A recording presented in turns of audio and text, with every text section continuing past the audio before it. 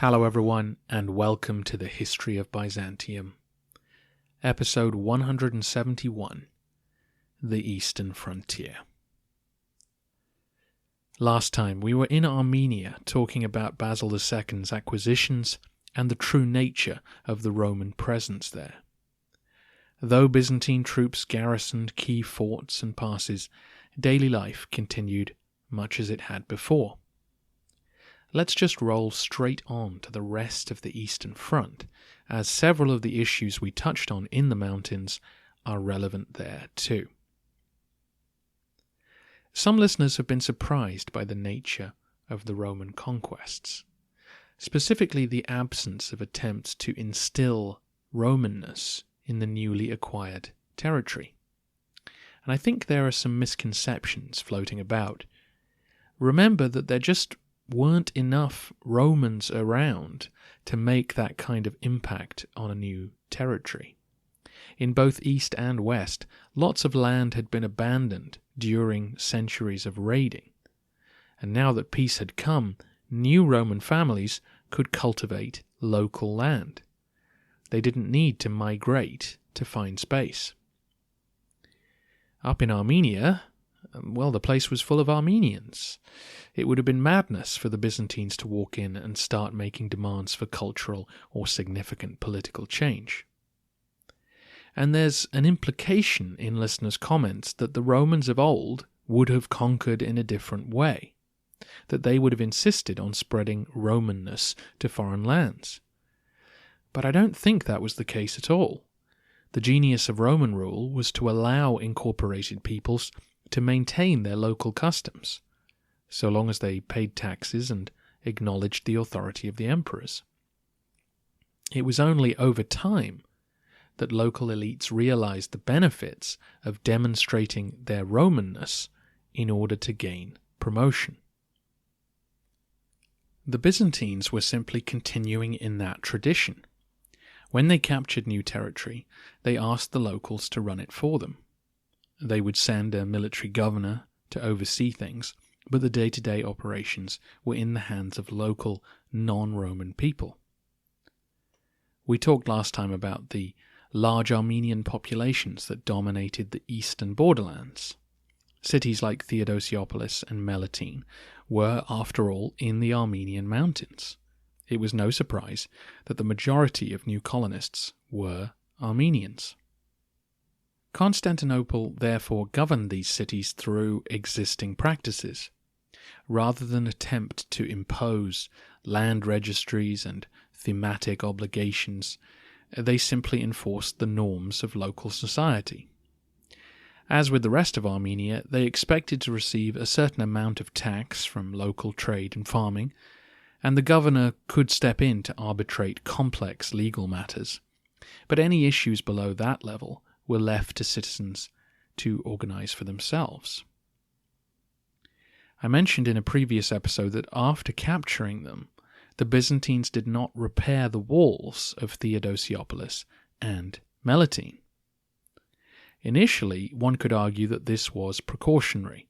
With Seyf-ad-Dawla still on the rampage, it might have been wise to prevent him from reoccupying those sites. But even after his demise, Melitene was left without full circuit walls, almost as if it wasn't seen as a piece of Roman territory that might need to be defended, and more like a large trading and administrative post that should pay tribute to the Byzantine government in exchange for its protection. After all, there's nothing to stop us from marching in to deal with you if you don't keep the tax flowing.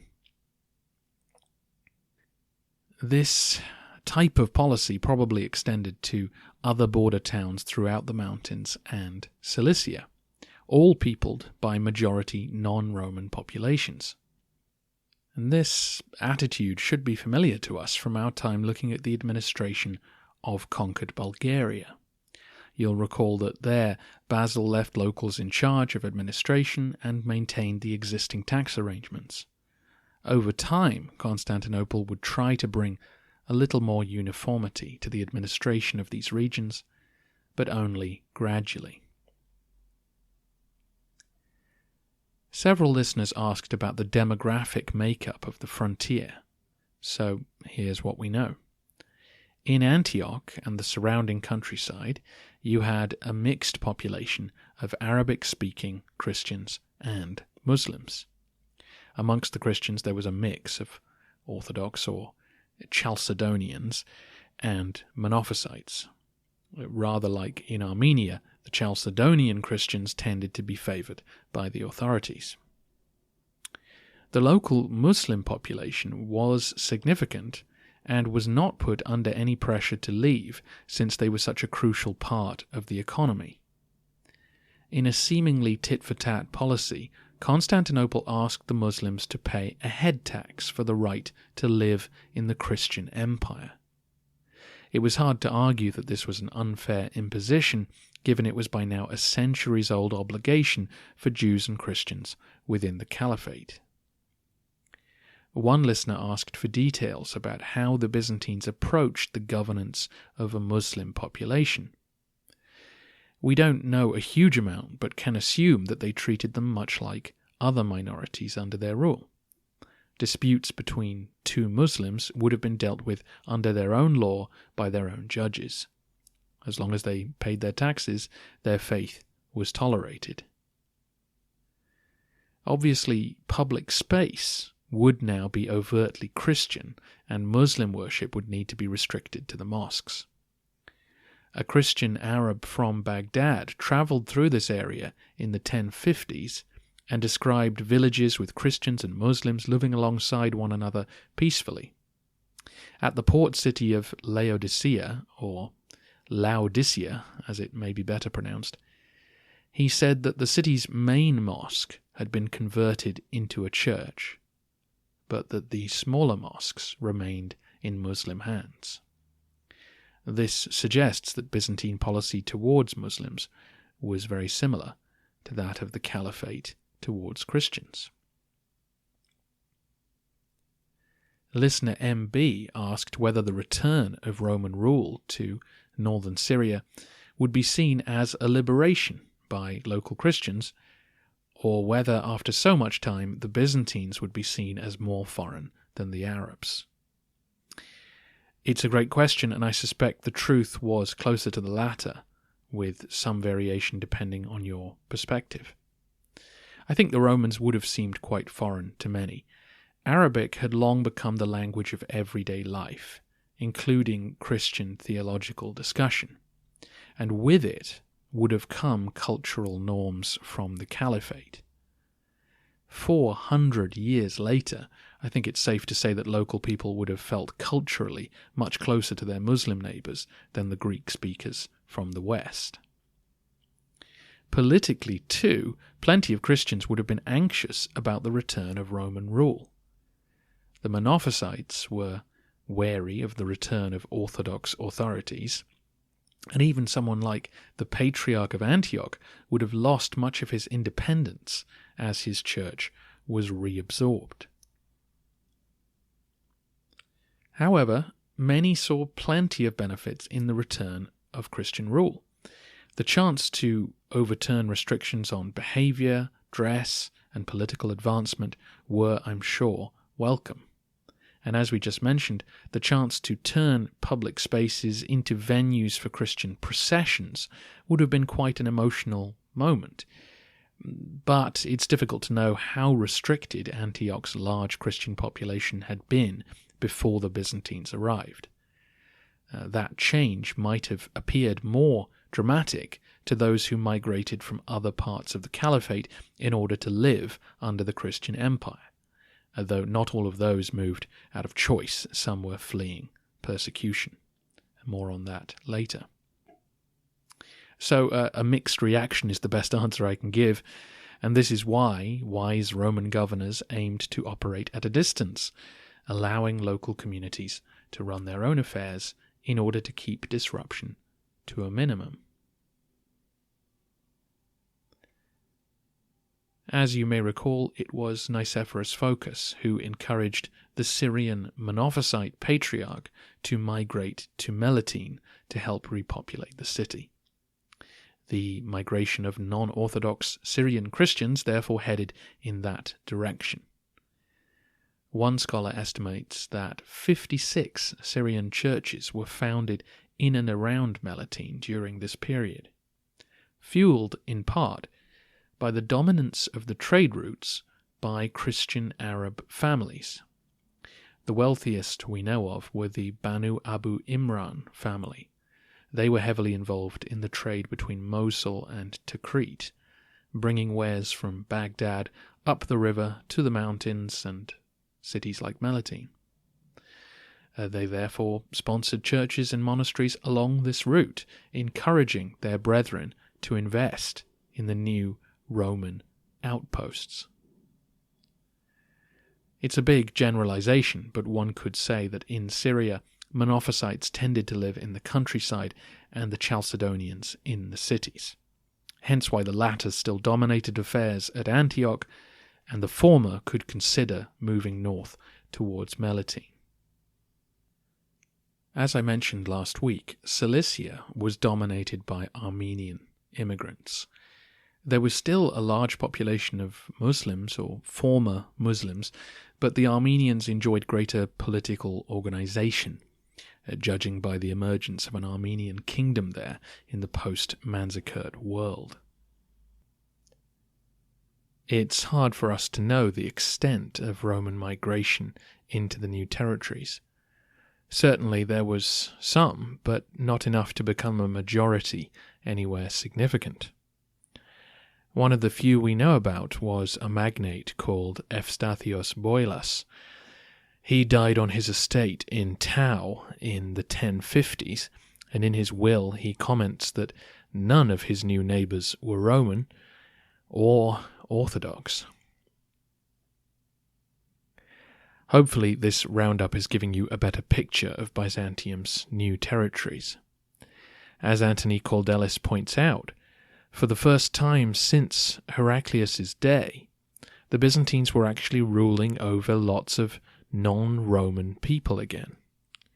The empire was more of an empire in a traditional sense, rather than the Greek-speaking Orthodox nation-state that Professor Kaldellis argues for in the Byzantine Republic. Not only Armenians and Arabs, but Bulgarians and Lombards in large numbers were brought under the Roman yoke by Basil II and his predecessors. Hence why Roman rule was so light and little attempt was made to force these populations to behave like their counterparts in Greece and Anatolia. The Romans had enough trouble fighting on one front, they couldn't afford to provoke multiple rebellions. Naturally, this did cause some tension back home. Orthodoxy had been forged in the fires of suffering. Centuries of being beaten down by the Arabs had convinced the Romans that ridding their state of non-conformists was key to keeping God happy. To suddenly allow all these unorthodox Christians back into the fold was a potential contamination. And this will be one of the challenges facing the emperors who follow in Basil's footsteps. An expanded empire was not necessarily a stronger or more united one. The expanded borders of the empire naturally required an increase in the number of troops on active duty, and in our next episode we'll talk more about the nature of the Roman army in 1025. But in keeping with the light touch of administration, the Romans did not send thousands of soldiers into every new province. Instead, as we saw in Bulgaria and Armenia, major garrisons maintained the key points, and smaller ones were spread out across the countryside. Only Antioch maintained a large force of 4,000 men. It's hard to tell exactly, but it seems likely that no other city had more than 2,000 troops at any one time. Why was this? Well, the reason Antioch needed so many was because it was the likely target of Fatimid aggression. The Fatimid Caliphate, based in Egypt, was the only real superpower, or medium power anyway, on the Roman borders. They were the only state capable of maintaining a war effort that could seriously damage the empire. The rulers in Iran and Iraq were too distant. Antioch was also a large city that could feed 4,000 men who were not involved in the production of food. Other cities would have struggled with such a burden. Also, Roman emperors had long ceased to trust their generals with forces of that size. Basil II had of course been burnt by both Bardas Phocas and Skleros, and you may remember that he was extremely watchful over other men he appointed to command in the east. If they disobeyed his instructions while in command of the Antioch garrison, then he dismissed them instantly. As far as we know, there were significant garrisons at various points, Theodosiopolis, Caesarea, and in strongholds in Tau, Taron, and Vaspurakan. But it's possible that there were only a few hundred men each, or 1,000 or 2,000 at the absolute most. As we'll discuss next week, when the emperor went on campaign, he collected his field army as he went. If he left it mustered in one place in the hands of a subordinate, he would be inviting rebellion. Finally, troops cost a lot of money. To keep men permanently stationed anywhere meant they had to be paid year-round, and this was seen as a needless drain on the treasury if no fighting was actually going on.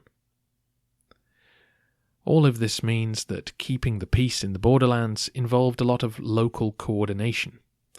Rather than relying on the army to march around and do everything themselves, it was cheaper and more efficient to encourage local Armenians to protect their own backyard, as they had always done, or to maintain good relations with neighbouring rulers, as in Aleppo, Mosul, and the Arab Emirates around Lake Van. Or indeed to get cities like Melitene to pay for their own militia to sort out policing issues. As historian Catherine Holmes puts it, the frontier in the east resembles a zone where the imposition of Byzantine military authority was inconsistent and intermittent, and where diplomatic relationships were of greater importance.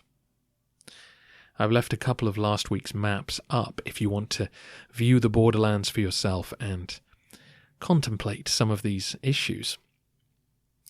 I'll conclude this section by reiterating what I said when we toured the Balkans. I feel that many casual history fans believe that Basil II conquered huge swathes of new territory, and within 50 years all those gains were squandered and the empire was lost.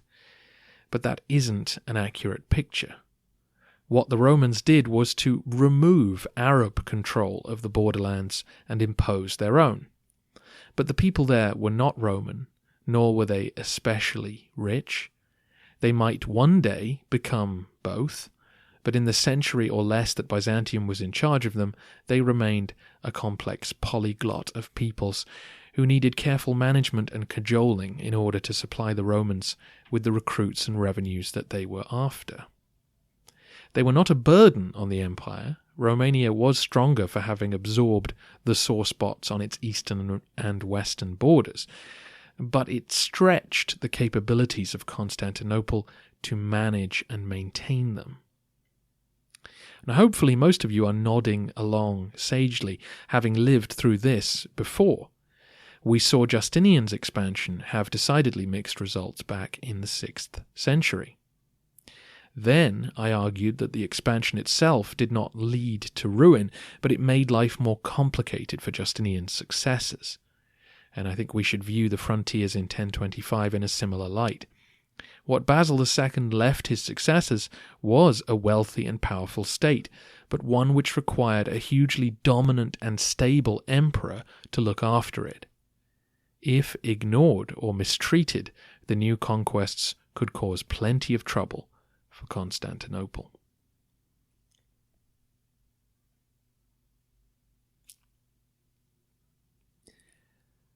I won't be taking you around the lands of the Caliphate on this tour.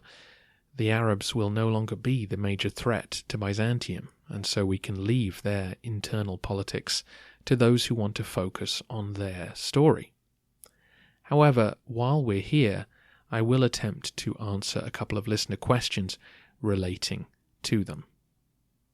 Listener E asks what the proportion of Christians were amongst the populations of the former Byzantine provinces, Syria, Palestine, and Egypt. An Islamic scholar would, of course, give a better answer than I can, but broadly speaking, the Copts of Egypt remained a large Christian community for much longer than those elsewhere, mainly because of the geography of Egypt, where communities could live down south along the Nile, relatively undisturbed from the currents of culture going on in the cities closer to the Mediterranean.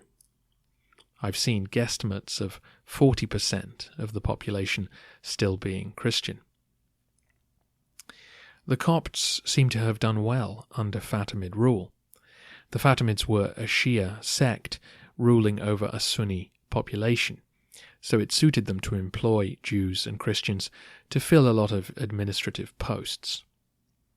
Several Copts served as viziers, and Christians seem to have been heavily employed as tax collectors, presumably because they knew conditions best along the banks of the Nile. In Syria and Palestine, with more fractured geography, the proportion of Christians left in 1025 was smaller. Listener E asks how many of them were Monophysite and how many Chalcedonians. Again, I can't put a number on it, but we know that Jerusalem and the Holy Land generally was a stronghold for Chalcedonians, both in the cities and the monasteries of the countryside, some of which still function today. Elsewhere, the Chalcedonians seem to have been found mostly in the cities, acting as a central organization for Christians who were working within the caliphate's bureaucracy. So early on, the community in Tyre and Damascus was quite prominent, but when the caliphs moved to Baghdad, those churches declined and new ones sprung up on the Tigris. Whereas the Monophysites tended to center their worship on rural monasteries. So as in Egypt, Christianity survived among farming communities who were less disturbed by the major urban changes in the caliphate's development.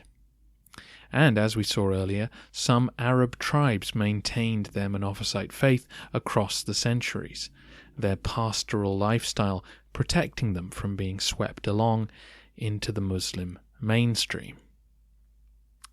And that is generally what we perceive to have happened to many Christians who were professionally successful.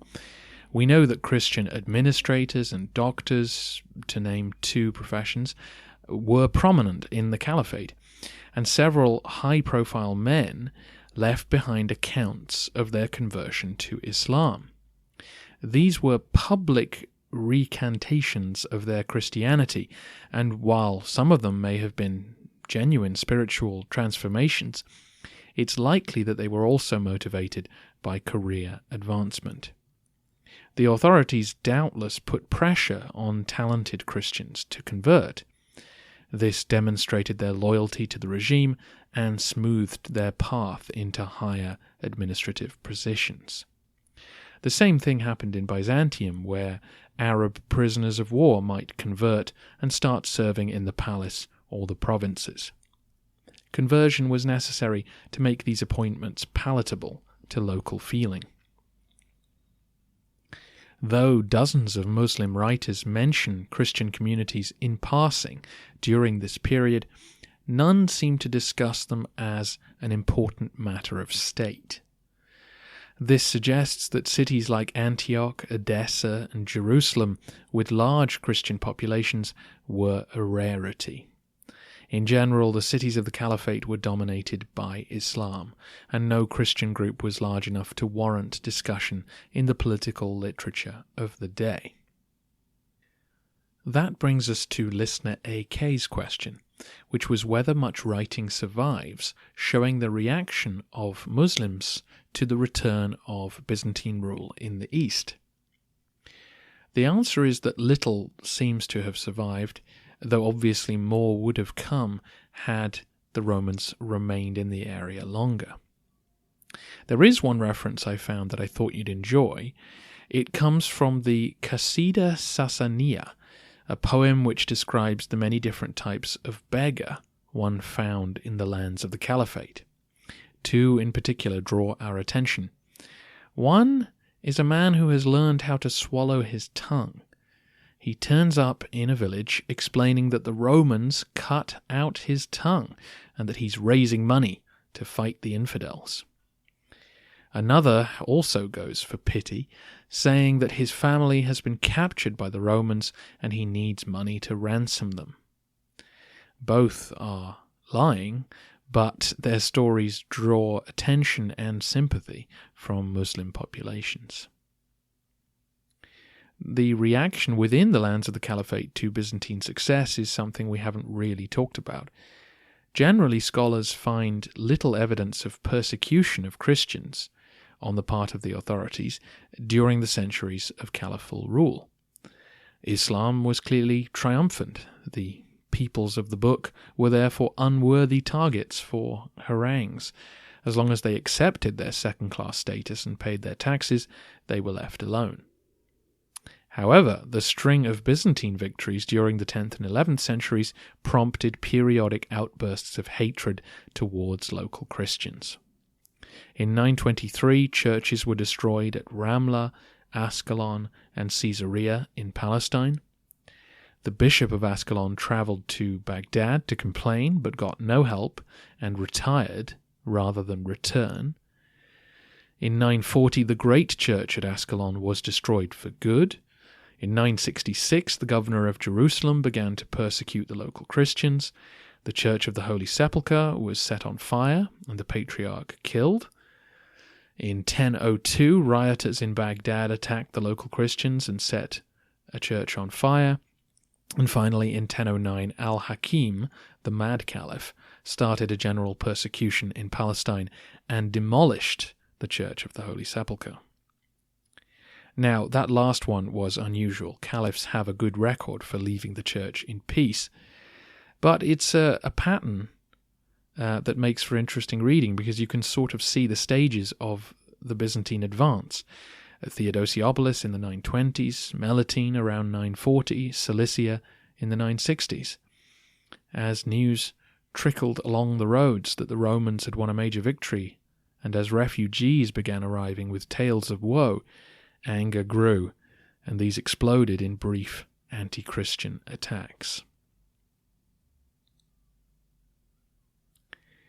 Next time, we take a look at the Roman army of 1025 and see how it's changed across the past century, as well as answering some more listener questions. As most of you know, I announced the first ever History of Byzantium tour last week, and then added a second one, and both have now sold out.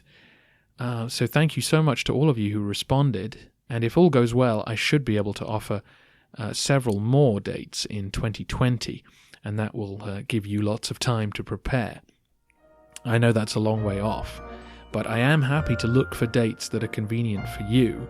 So have a think about it, and whenever the time is right, drop me an email and we can work towards it.